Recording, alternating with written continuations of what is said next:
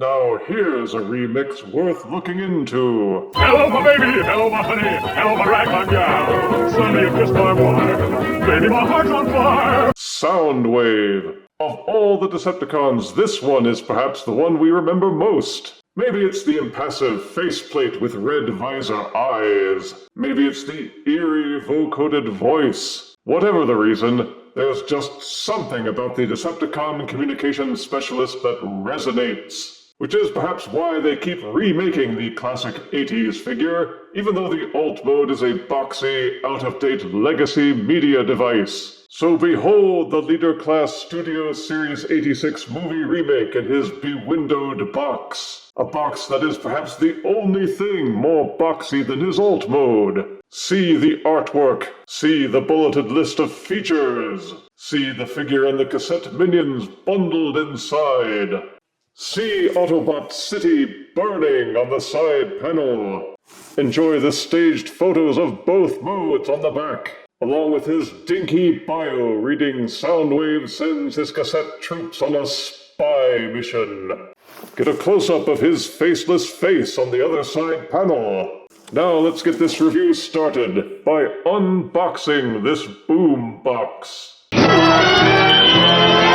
Out of box, Studio Series Leader Class 86 movie Soundwave comes with his instruction booklet. A battery weapon with extendo blaster, his battery-shaped shoulder cannon, cassette minion laser beak, cassette minion buzzsaw, cassette minion ravage, a 3-part weapon array for ravage, a 3-part weapon array for laserbeak, and an identical set for buzzsaw. Soundwave's alt mode is an old-style tape player. Most of you kiddies out there will have to look up exactly what one of those is on your internet. Tapes were inserted into a player and played music or sounds from a magnetized strip of tape spooled onto a cassette. It seems almost quaint now, doesn't it? Soundwave, the tape player, is deep blue with some silvery speakers, buttons, yellow highlights, and that's kind of it.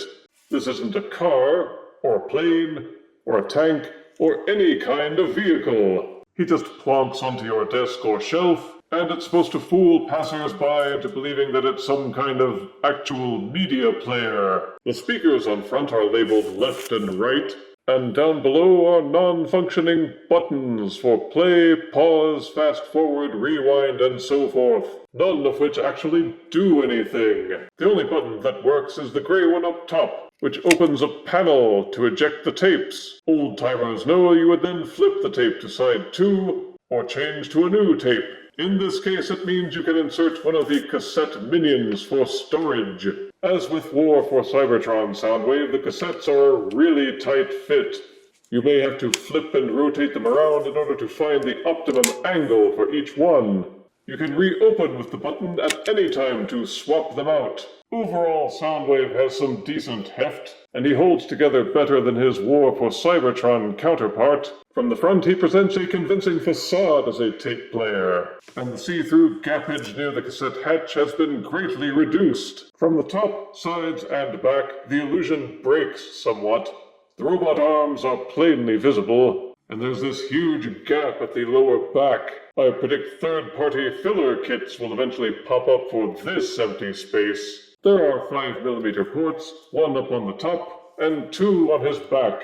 The batteries are stored inside in these hollow cavities on his back, but the ports can serve as weapon storage for the cassette's weapons. Speaking of which, each cassette has its own weapon battery, meaning there is parts forming involved when transforming them. The weapons for Laserbeak and Buzzsaw are identical. Plug these mini cannons with the fins on them into this little 5mm peg, which has 2 3mm ports on either side. This allows the cannons to be swiveled, so the 5mm peg can be plugged into Soundwave's open ports.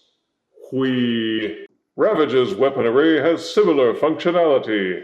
Once each array is assembled, there'll be no real reason to take them apart again. They're a nuisance to disassemble anyway. This new update steps away from the heavily greepled War for Cybertron figures and back towards the simpler animation accuracy. which isn't to say that they broomed all the detail.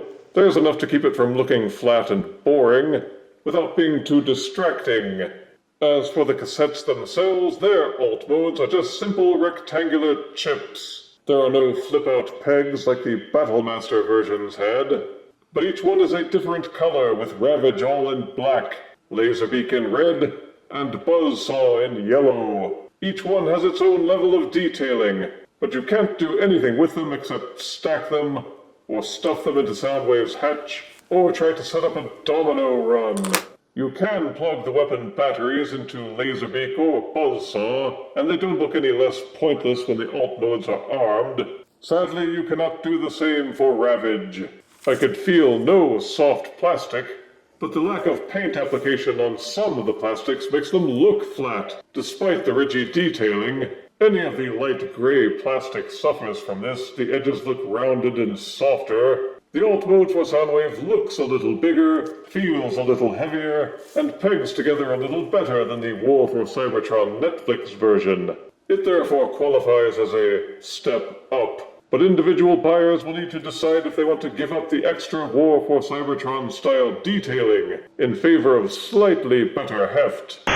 Transforming Soundwave to robot mode will probably feel familiar to many of you, but they didn't take too many risks with the engineering. Open these flaps at the back to pull out the batteries/gun accessories, flip up the flap that has the buttons engraved onto them, and fold in these two tabs. In a step that harks back all the way to Generation 1, untab and disengage the leg portions from the side of the tape deck. When transforming to alt mode, there are tabs and grooves that must be plugged together to make them snap in place.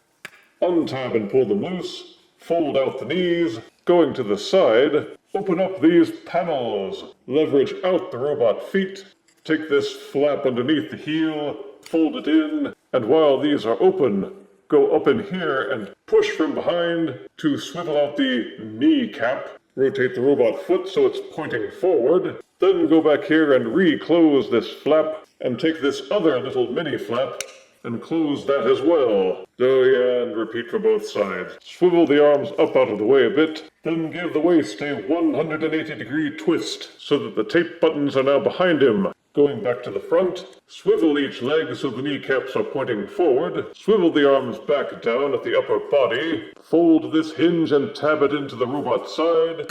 So yeah, and repeat for both sides. You'll see he has no hands at the ends of his forearms. Go to the end and fold it out thusly. You'll see the robot fist tucked inside, rotate it out, and then reclose. So yeah, and repeat for both sides. But he's got no head. Go to the back. With these flaps still pointing backwards, swivel this whole portion out, push and rotate out the robot head, and reclose. Fold the buttons back down to cover his robot, then these flaps turn and fold all the way back in. There's a few more steps than with the War for Cybertron version, which is what helps it feel more solid. Soundwave's robot mode is the star of the show, and you can tell they put all their engineering mojo into making it look good. Starting with the colors, it's still blue and gray, duh, but the gray is more prominent now, and the red pinstriping on the forearms is more noticeable. The materials still feel solid. He doesn't rattle when shaken, not even his cassette hatch. Some features of note are that they still did the same thing for Studio Series leader Soundwave that they did for Netflix Soundwave, in that they gave him a full set of play buttons for his codpiece, while the other buttons have now become his butt flap. The cassette assembly becomes his very rectangular chestal area, but his crowning feature is his head.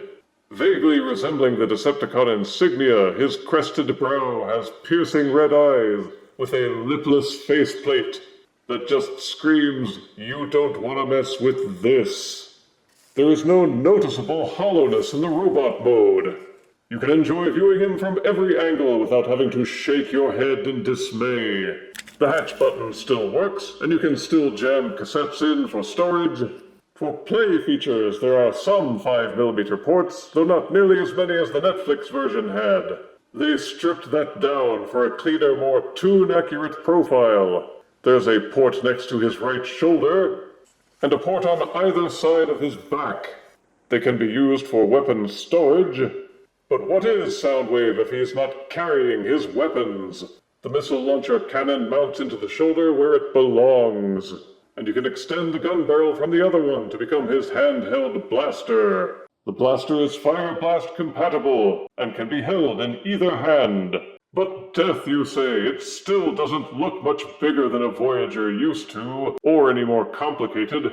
What's up with the leader class price? Well, don't forget the cassettes. Each one can transform and adds to the overall amount of plastic they've charged us for. Laserbeak and Buzzsaw share identical engineering and transform in exactly the same way. Buzzsaw is noticeable in that he hardly ever got a decent remake in recent years. Hasbro only ever seems to care about Laserbeak. Since they redid both Rumble and Frenzy in the now-defunct Core class, it seems Hasbro felt safe in giving us a Buzzsaw figure at last. Both of them have a solid feel to them with the joints nice and tight. The weapon batteries plug onto them with tiny pegs to complete their look. I wish the weapons were silver painted instead of flat gray. That would have helped the detailing look sharper. They did it for Ravage, why not them? They won't clip onto Soundwave's arms like they did for the Netflix version, but it didn't work very well on that one either, and Studio Series Soundwave's arms are big enough that you can set Laserbeak or Buzzsaw on them without issue. Add a little poster putty, and they should stay perched on just fine. Each wing can be angled forwards and backwards. There's a double hinge set, which allows the wings to fold up and down. Supposedly you can fold them up, but other people who have done this have broken these plastic hinges, and at leader class prices, that's not gonna happen on my watch. The heads can be tilted up and down, and the neck angled forwards and backwards, though it seems to be rigged so that it will stop at approximately this angle. Angle out the wings, and the talons can be splayed out, though that only makes him less stable. As for Ravage, his alt mode seems to be tough for Hasbro because he never turns out quite right, at least compared to his animation model. Generation 1 Ravage was pretty much two-dimensional. It only looked like a Jaguar from the side. At least this time out they've tried to give him some width, but total screen accuracy remains elusive. It's weird that you have to parts form in the tail, but the tail assembly also serves as an anchor point for the plug-in missiles.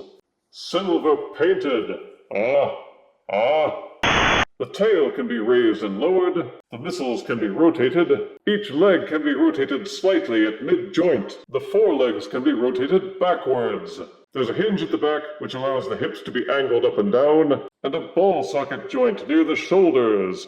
So you can give him a cat-like hunch if you want. He's got more articulation than you would expect in so small a figure. Some mention of comparison should be given to the War for Cybertron Netflix Voyager Soundwave.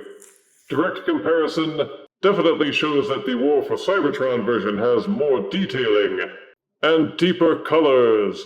It will come to a question of what you prefer, screen accuracy or uber detailing. There's also the unofficial lamp post mode, which users try to wrestle Soundwave into based on one throwaway scene in the very first episode of the 80s animated series. Total accuracy is impossible because the animators took liberties. But you can either compact the arms to reduce his profile, or wing them out to try and match that little screenshot. Either way it looks ridiculous, and it's ridiculous to try unless you enjoy the challenge. Leader Class Soundwave boasts some excellent articulation with a 360-degree rotating head. It will also waggle back and forth on its ball socket. It's a tight fit, but there is some lean to the left and right. Each arm will do a full rotation and splay out and up. If you untab the shoulder from the side, you can do that butterfly motion. The entire shoulder hinges outward, though the instructions don't really give any reason why it should do that. It's thin plastic, so be careful with it. If it's part of the lamppost mode, the instructions give no direction for it. The elbows are double jointed, with the first joint allowing a 90-degree bend. The second hinge takes some muscle to disengage. But once you've done that, you can angle up his arm so that he can push his own buttons. There's an upper arm rotation, also a wrist swivel. The hands are mitten hinged, so the fingers will open and close. Full waist rotation. The codpiece buttons can fold up and down. The butt flap can also be raised and lowered. This gives clearance to let the legs kick forward, kick backward, splay out all the way. There's an upper thigh rotation, 90-degree bend at the knee. The feet will rotate. They're also hinged for an ankle pivot, and the transformation hinge allows them to angle forward. Soundwave has superior posing ability, which is only fair given such a simple alt mode. No reason to chintz with the robot joints when all you have to do is turn into a box.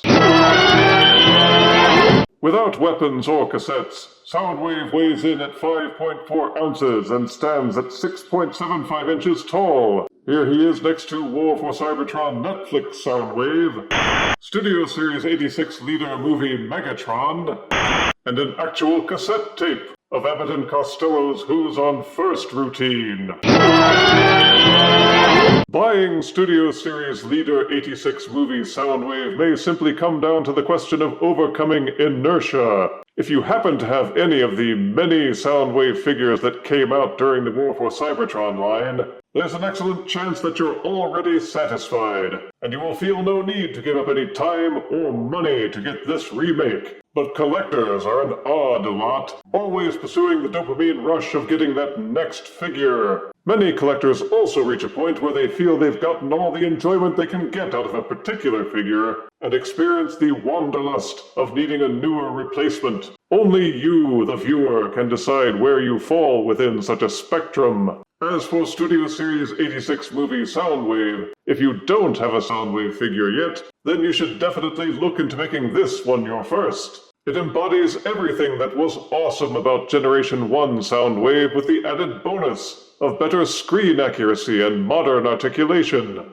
These are certainly among its positives, along with the inclusion of 3 cassette minions, each one with their own weapons and articulation. He scales well with Studio Series 86 Megatron and 86 Commander Optimus Prime. Negatives are that the alt mode is a simple brick, which stores other simple bricks. The cassettes aren't exactly the figure's strongest point. With average engineering and detailing, Soundwave's transformation isn't too far removed from his War for Cybertron form. Some may think that the lack of ultra greebling is a step down from the previous version, as well as the removal of the many accessory ports. Thus, even though you're getting a little more plastic, buyers may feel that they've gotten less in terms of playability, and the lamppost mode is just a goofy afterthought. Still, whether you're a longtime fan of Soundwave, or if you're new to the whole thing and want to know what all the fuss is about, then Leader Studio Series 86 movie Soundwave is as close to a mini masterpiece as you will find, unless they make another one in a couple of years. If you refuse me, honey, you lose me, then you'll be left alone, oh baby, come on, and tell me I'm your own.